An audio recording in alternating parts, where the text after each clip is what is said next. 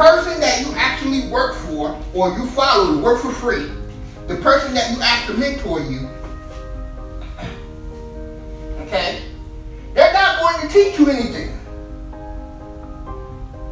They are not your friend. And when you decide to quit, they will not write you a letter of recommendation. Okay? So I want you to know that. Okay? So you can follow somebody, you can find someone that's doing. So if you want to be an engineer today, if you're a female or a male, if you're a student and you say, well, I want to be an engineer.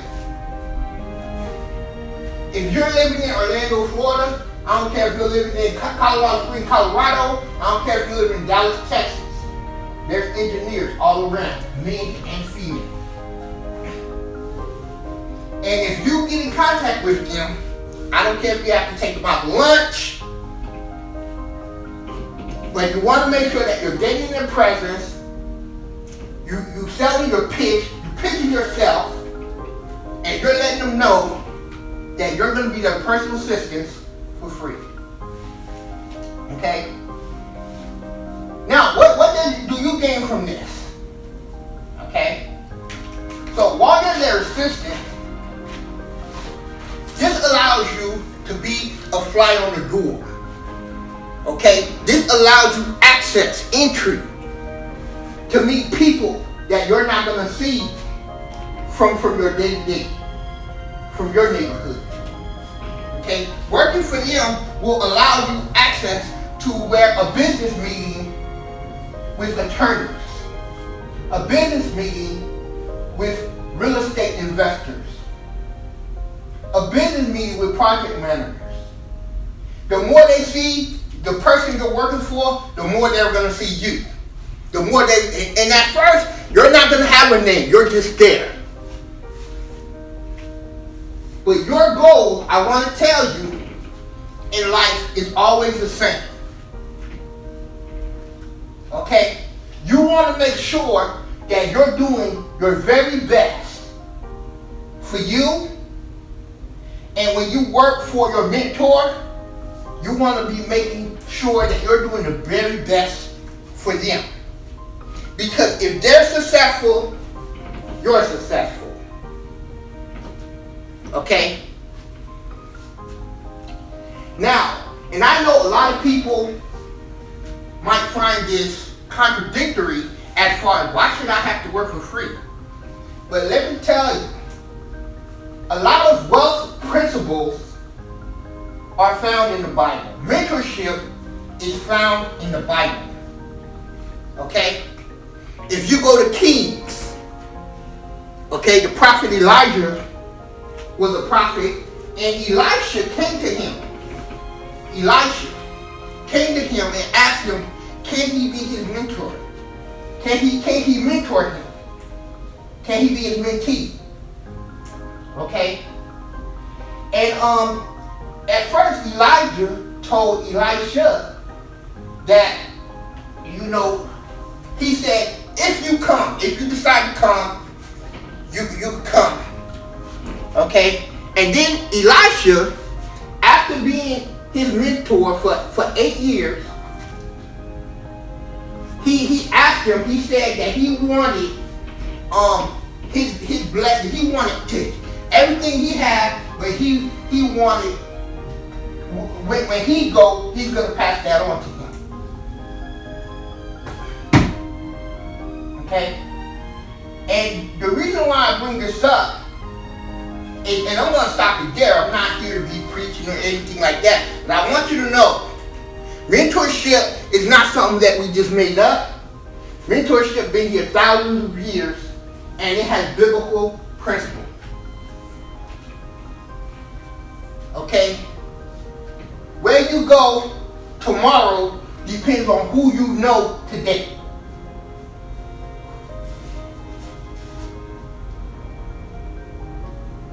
Okay?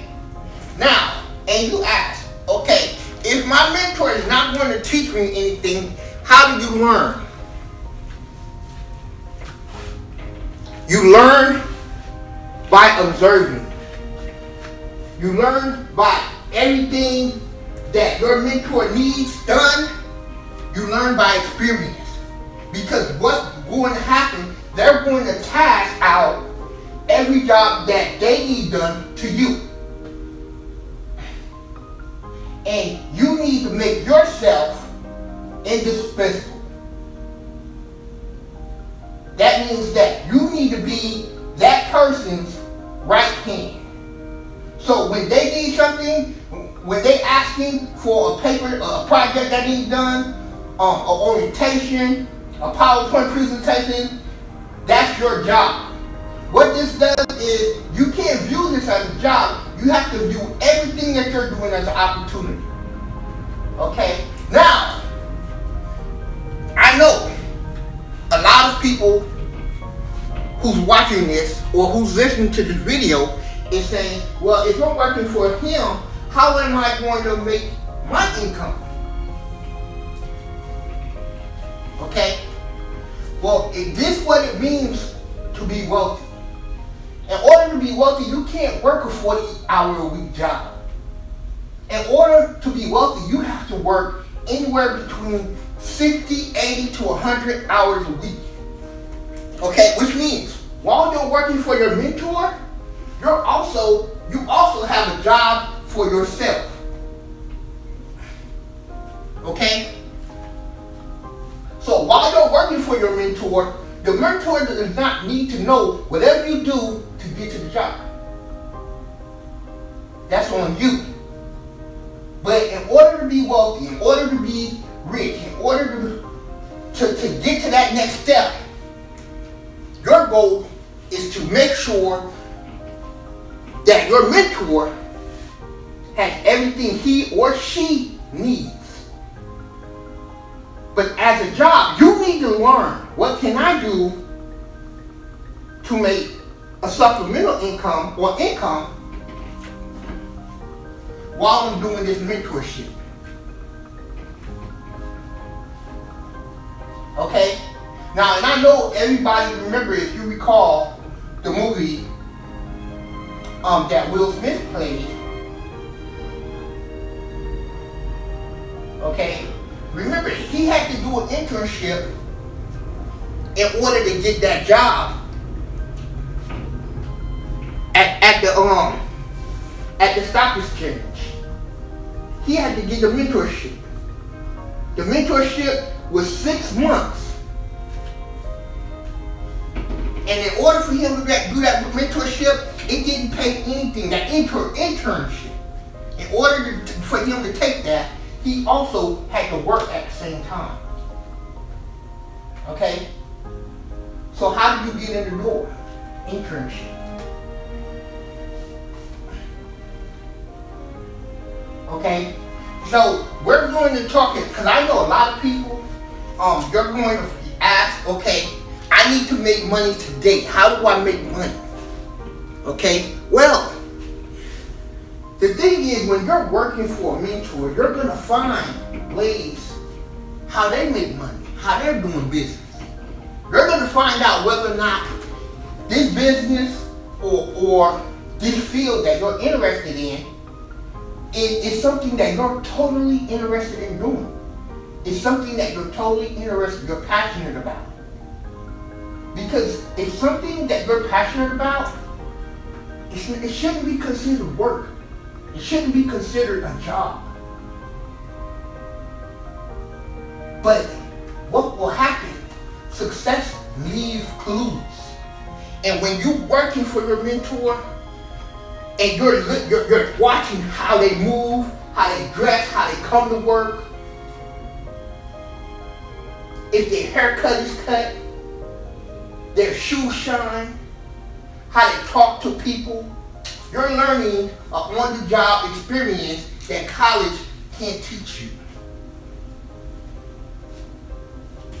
That's the reason why so many people today have certification, but the first thing they ask, what type of experience do you have other than college? They want to know, who have you worked with in order to get to this place? Who can that can say that you can actually do the job that you're performing. I've been in college, I'm a college graduate,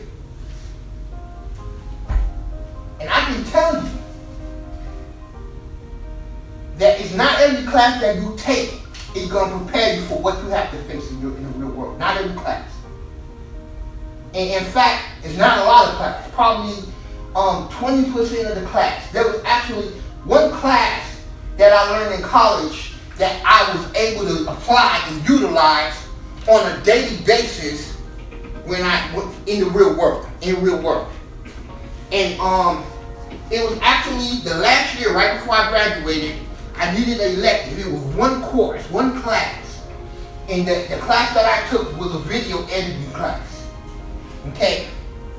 And I took that video editing class, and not only that I utilized that today, that video editing class allowed me and showed me how to edit my videos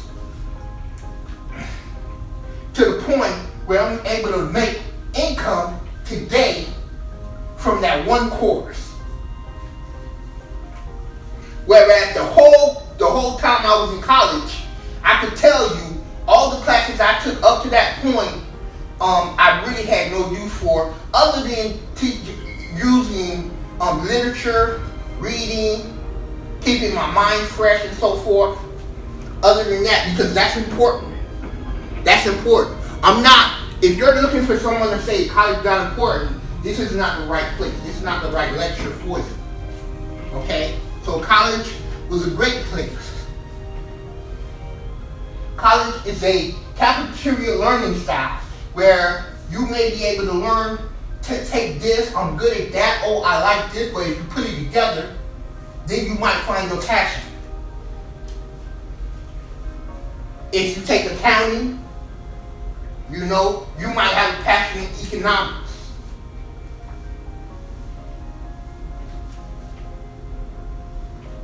Okay? So, the next step that I wanted to talk about is about checkers. Okay? Because how many of you played checkers in your life as a kid? Okay? I know that there's a big conversation between who plays checkers and who plays chess. And really, you can actually cut it down in line as far as race. If truth be told, honestly be told, most Caucasians or European people, you might play chess, and you're going to have a lot of African Americans or people of other races might play checkers. Okay? Now, the reason why I'm talking about this is, how do you leverage checkers to play chess in real life? How do you use these games in real life? Okay, now the reason why I'm actually bringing this up, and the reason why I'm talking about checkers today, because checkers is a general, to me, is actually a general view, an actual view, more so than chess, as far as what real life is. Why do I say this? Okay, so the reason why I say this is because while you're playing checkers, you actually have two sides of the board, but the goal is to see who can become king, and if you're red or black, you can get the most kings, which is true in life today. There can be more than one king. There can be a king in Europe, there can be a king in Africa, there can be a king in Asia. Here in the United States, we have presidents. So they can be many kings on one board. Okay? Whereas chess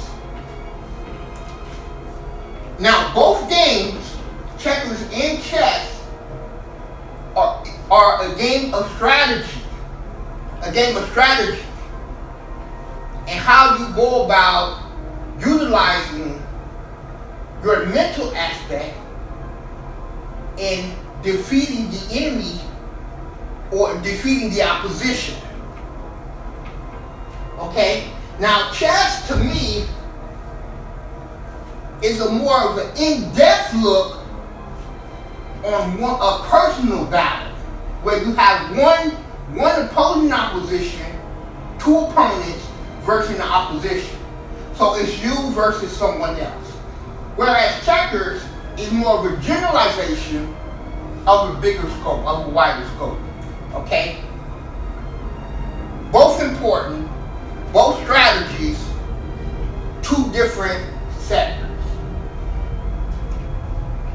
Now, and I know you're saying, what does checkers and chess have to do with real life? Well, the reason why checkers and chess have to do with real life is your mindset. Okay? Your mindset, your mentality, your ability to think in difficult situations. How do you go about handling each situation? How do I handle situations today and moving forward? Okay? Now, when I talk about checkers, the reason why I say leveraging checkers in order to play chess is because checkers can get you to where you need to be in life. Okay? Why do I say that? So, if you're a person who's impoverished, you're poor, considered poor, you live in a poor neighborhood, you're from the hood, okay? And you're looking and you're like, how can I amass wealth? How can I build wealth? What do I need to do to get to the next level? Okay? So, when you're looking at chess, you're talking about moves. Keep in mind, on the chessboard, you have the board, you have 12 red players and 12 black players. Okay? Now, everybody who knows how to play checkers, I'm not going to go over that. You know how to play, you know about the moves. My goal is to tell you that there's the reason why it's 12. And there's 12 steps to success. Okay? So if you take 12 businesses starting from $500, actually you can even start from, so if you have 12 businesses starting from $100 in 12 moves, you can become a millionaire. Okay? Now, when I say 12 moves, what does this mean? That means that what you want to do is, your goal is to take one business from making $100 and you want to double the revenue. You want to double the return to where, so from $100, you want to make the profit, in profit, you want to make $200. Okay?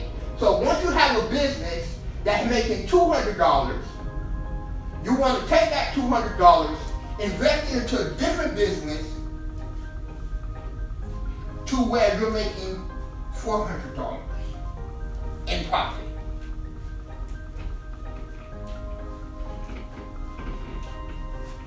Okay? And once you get, if you notice, if you double that each, starting from $100 and keep on doubling that, $400 to $800, $800 to $1,600, $1,600 to $3,200, $3,200 to $6,400, what you'll learn is by doubling the output, by doubling the revenue, by doubling the business, going to get you to the next level. This is going to, now, keep in mind, what I'm telling you today is not something that is taught in schools. It's not something that people want you to know. Financial wealth is not something that people want you to know about. Why? Because it breaks down the economic philosophy. Okay? And the reason why, if you become a millionaire, then who's gonna do janitorial service jobs? Who's gonna do the landscaping? Okay? So, the reason why it's not taught in our schools, financial literacy is not taught, is because they don't want you to have this information. Okay? Now, how do I do this? How do I start? Okay? So, in order to start, you want to make sure that you have a goal. You have a dream. Okay? Make sure you have a dream. So, whatever your dream is, you want to make sure that it's a big dream. Because if it's too small, then what's going to happen is it'll take your whole life to smash that, to encompass, to get to that point. So if you have a dream, and your only goal in life is your dream, and I'm not saying goal, hold on to goal, dream. So if you have a dream, and your dream is to buy a house. A house costs, you can buy a house at $150,000 in Dallas, Texas. Okay? In the state of Florida, you can buy a house for $150,000. In the state of California, you can buy a house for anywhere between $350,000 to $500,000, and that's on the low end. Okay? But if your dream in life is to buy a house, then what's going to happen, that's considered a small dream. So you're going to have to work, and you're going to, and I'm not here to say that your dream is minuscule. So if you're listening to me, I don't want you to think that your dream is too small. If that's your dream, that's fine. If that's what you want in life, that's fine. But let me tell you, when you have a big dream, what happens is when you work towards that dream, okay, that's when it becomes goals. The goals is the marker point, the goalpost of where you can go to say, okay, I'm on pace, I'm on track to get to my dream. So if I want to be a billionaire, hitting that millionaire is going to be the marker that says, I'm in the ballpark. I'm in the right way. McDonald's is 3/4 down the street.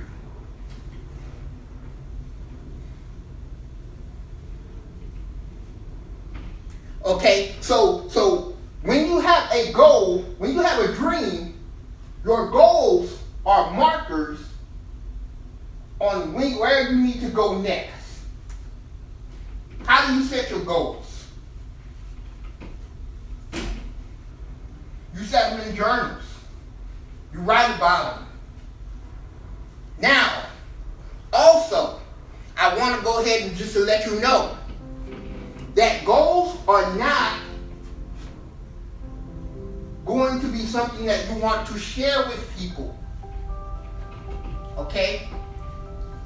And goals, I want to let you know, is not a new term. Okay? Goals was also found in the Bible. It's a biblical principle. Biblical principle. In the Bible, it says, never tell the left hand what the right hand is doing. Okay? And let me tell you why. Why wouldn't I want to share that with everybody? Let me tell you. The reason why is because your success success means someone else's failure. Your success is someone else's failure.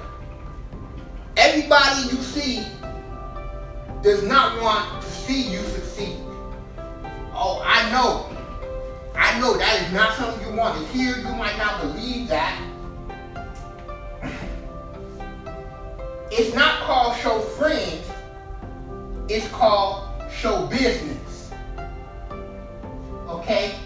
The reason for that is because not everybody that's your friends is going to be able to get to the level that you need to go. I'm going to tell you a story.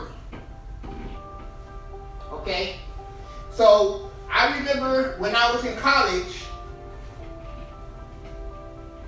my ex-girlfriend at the time would always tell me that she thinks I like my teacher because every day I'm always talking about my speech class. And why do I have to go on this speech tour in Oklahoma? You're always talking about your teacher. Okay? And then, when it was time for me to graduate, I remember she gave me a gift. It was a $25 gift certificate to one of the places that I shop frequently. $25. Okay? Mind you, she's not with me today. Because you would think that graduating college is a huge accomplishment. Okay? Now, when I graduated college, my brother, he came down, he flew down to California, and he seen me. And he was there to see me graduate. And he was there to see me walk. And it was a great feeling. Okay? And when I graduated college, I was able to have all my family there. You know?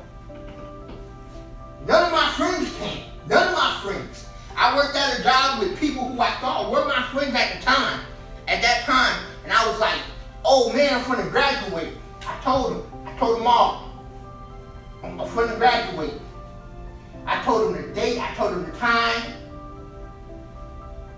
I gave them the graduation card, the invite. But when I graduated, the only person who showed up was my brother and this girl at the time, because she didn't have no choice. I was paying the rent. Okay? So, who gave me the $25 certificate? Okay? Why do I say this? Everybody is not going to be happy for your success. Your success means that they failed. If you graduated and that was their goal to graduate, it means that you made it and they didn't. Someone has to win and someone has to lose. Okay? So in their eyes, they're looking at themselves as being a failure. Okay? So, does that mean that they're not? Now, there are going to be people that you meet in life that are true friends. That's going to be ride and die. That's going to be with you every moment. That's going to be there. There's going to be true friends. I'm not saying that there's not true friends. But I am saying there will be many people who's not happy for your success. Okay? So this is the reason why you don't share your goals. Okay? What do you do with your goals? You write them down in your journal. Okay? Now, as I just mentioned, as far as journals, you want to make sure that you have a planner. You want to plan out your days. You want to use task managers, schedulers. In order to be successful, you want to make sure that you're taking precedence on what's important, on the steps you need to take. Success does not happen by accident. It happens on purpose. Okay? And if your goal is to be successful, you want to make sure that you're doing the things that successful people do. Okay?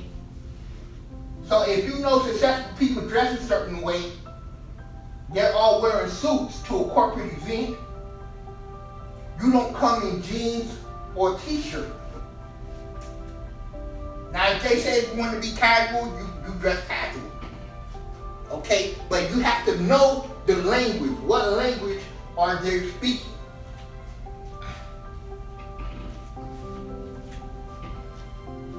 What does this mean? Am I telling you to not have dreads? Absolutely not. I would love to have dreads myself. Am I telling you not to dress in a certain way?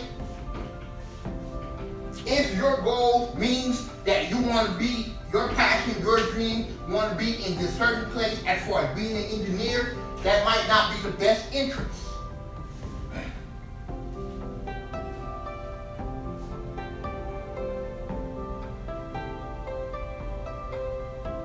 Okay? So, now I want to take a break. I did want to let y'all know at the beginning, if I didn't mention it, I am an author. Okay, so I do write short story books.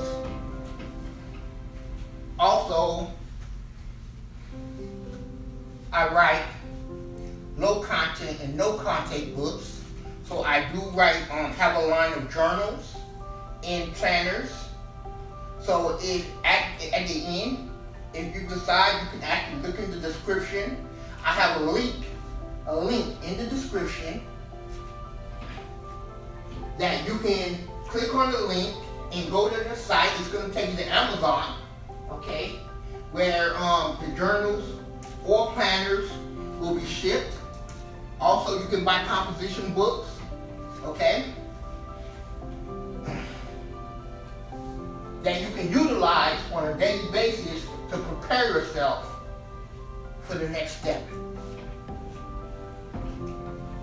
Okay? Alright. Now, get back to the story. Get back. In order to get to the next step, to be successful, you have to take the steps in order to accomplish those goals. The next thing I want to talk to you about is about falling forward. Falling forward.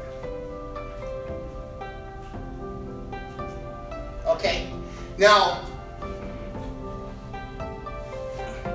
when I was younger, okay, I know a lot of people, whenever they think about falling, they think about failure. Okay? So if you fall, so many people think that if they have some type of failure or adversity, that they're not going to be able to make it to their destination. But I want to go ahead and just to let you know that failure is actually part of the equation to being successful. Okay? Now, does it mean that every situation has to be the same? Does it mean that there's a person who never faced adversity and they made it to the top? No, it doesn't mean that. But what it does mean is that you're going to have bumps, you're going to have bruises, you're going to fall, but you're going to get back up. Okay? In order to be successful at doing anything in life or trying to be wealthy, you have to be resilient. Okay? You're going to have to be determined. So when you're faced with adversity, you're going to have to pick yourself up and keep moving forward. Okay? I have a quote that I want to share. Now, I'm not sure if anyone's familiar with Elon Musk, but Elon Musk, he's actually the founder of Tesla. the motor company. And also he actually the owner of SpaceX. Okay. Now the reason why I bring Elon Musk up is because he has a quote that says, if he falls, he wishes he on his back. He falls on his back. Because if he can see up, he can get up. Okay? And that's the quote I would like to share with you. If you fall, you want to make sure that you're able to get up and keep moving forward. Okay? You want to be able to get to the next step. Alright? Now, this series, what I'm talking about today is this lecture is going to be a 4-part series. Okay? So I'm going to stop here. I want to thank everyone who came in today to listen to the lecture.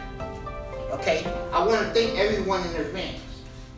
Again, the next lecture, if you like what you heard today, and you say, hey, I like what Jonathan Laurent is bringing, what he's teaching, and I want to hear more on the next step of learning wealth and how to be successful in life.